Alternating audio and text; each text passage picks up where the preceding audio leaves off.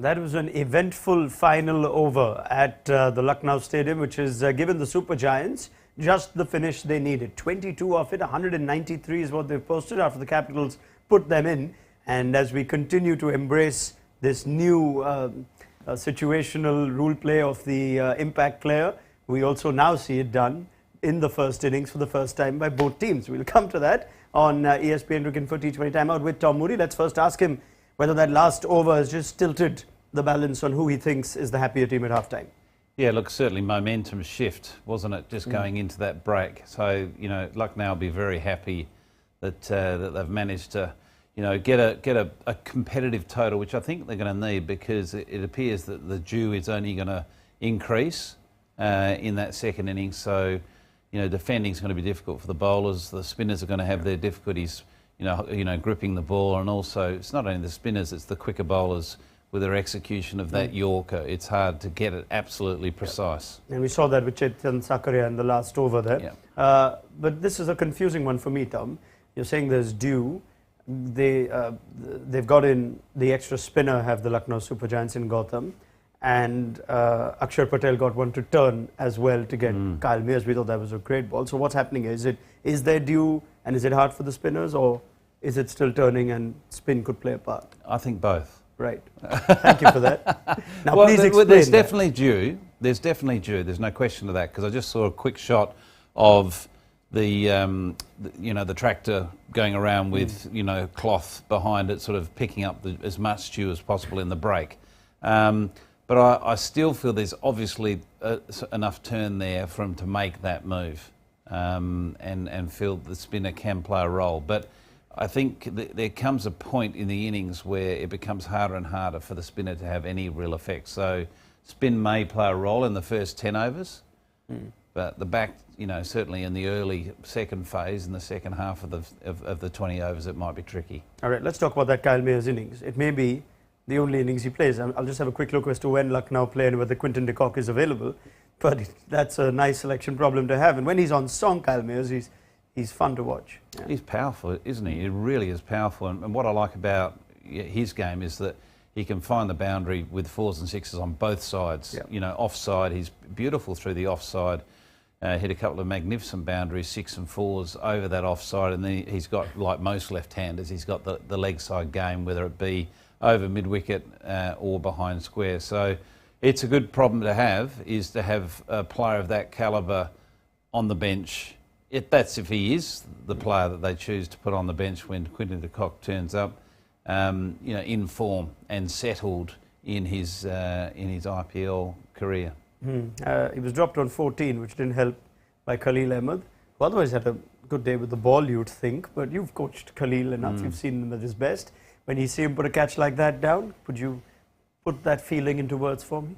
Yeah, look, frustration. But it's one of those things. Khalil, I remember when he first came to Hyderabad, he was, unbelievable level, with his fielding, and that is an unbelievably poor level with his fielding.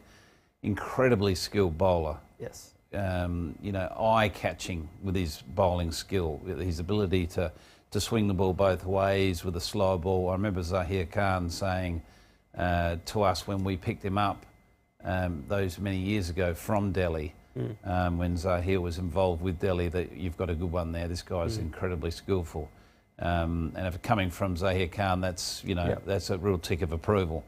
But he didn't say on the same breath, but look out for his fielding. So we spent a lot of time working on his fielding, and he has improved, but that was a real clanger and a costly one.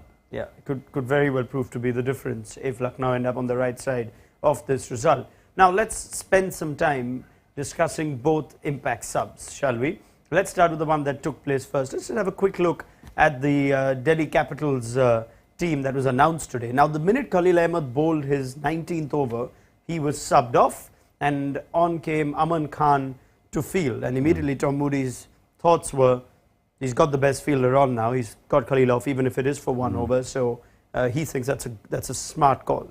Tom? Absolutely smart ball. Even though it's 6 balls left in the game, you're getting a far superior fielder who is automatically going to be subbed into the game at some point because Khalil's strength isn't with the bat either. So I thought that was a smart play.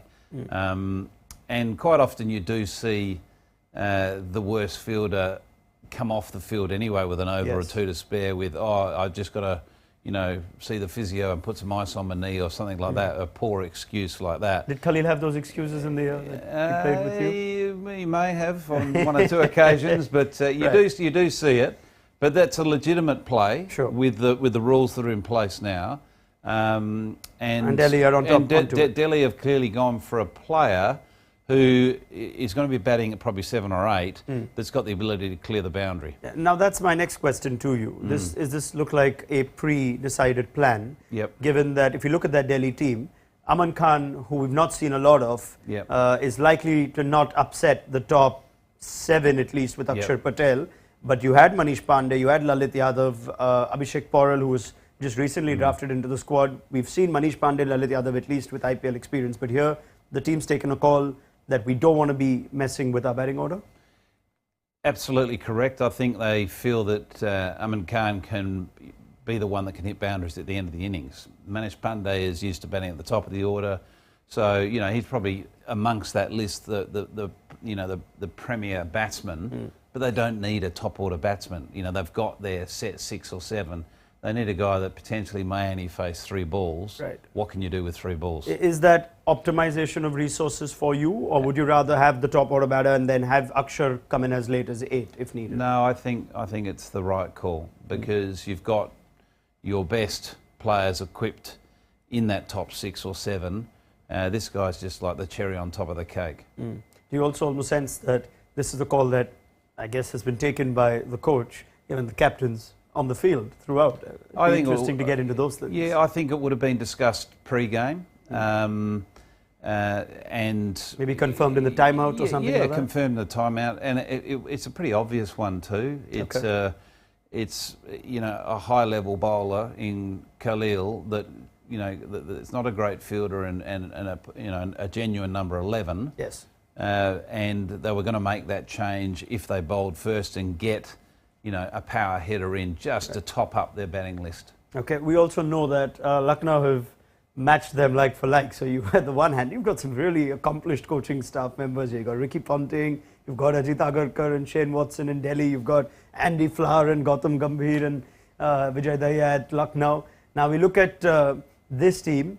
Ayush Badoni, after playing a blinder, 18 of 7, could be a crucial little cameo at the end, subbed out at his wicket and replaced by the impact substitute in the form of K. Gautam. Let's talk about the innings itself though. Badoni, who's just made an impression last year, clearly has started this season on similar terms as well, Tom. Important little cameo. Yeah, he came out of nowhere last year, didn't he? And he really surprised us.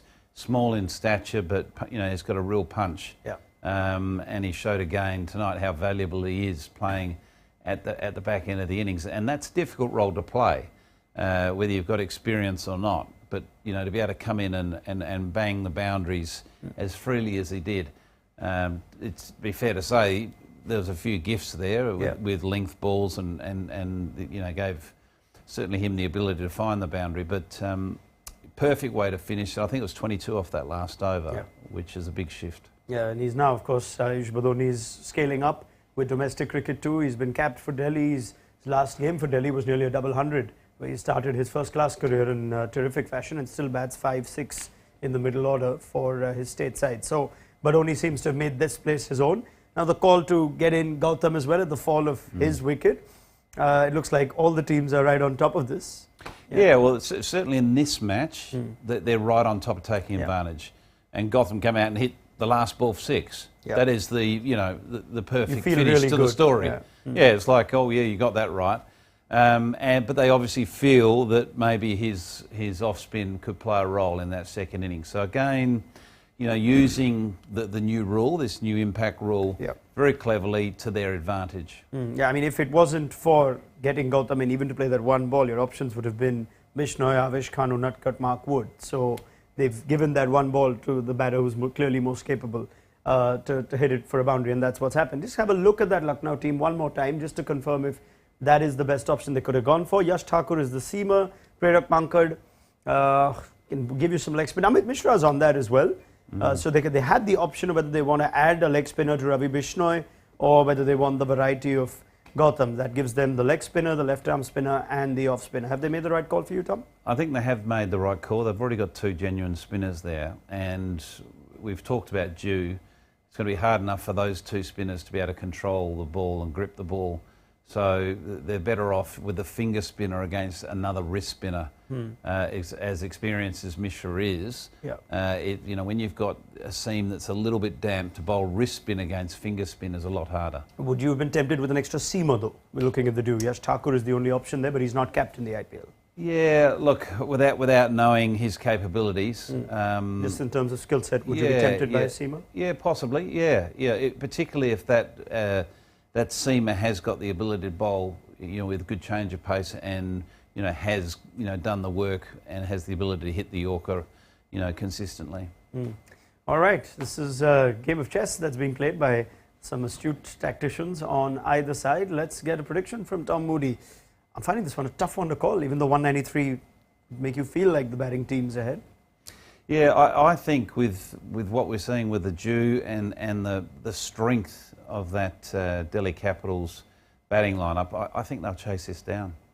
All right, we'll see. It should make for a cracking game if 194 is to be chased. Tom Moody, thank you very much. More from him on ESPN Cricket for T20 timeout at the end of it all. Please do have a look at our ESPN Cricket Info app. I'm sure you've downloaded it. If you've not, just head over to the Play Store and App Store right away. You get the fastest live scores and all our coverage on IPL 2023 as well as cricket from all over the world. We'll see you at the end of what promises to be a close game.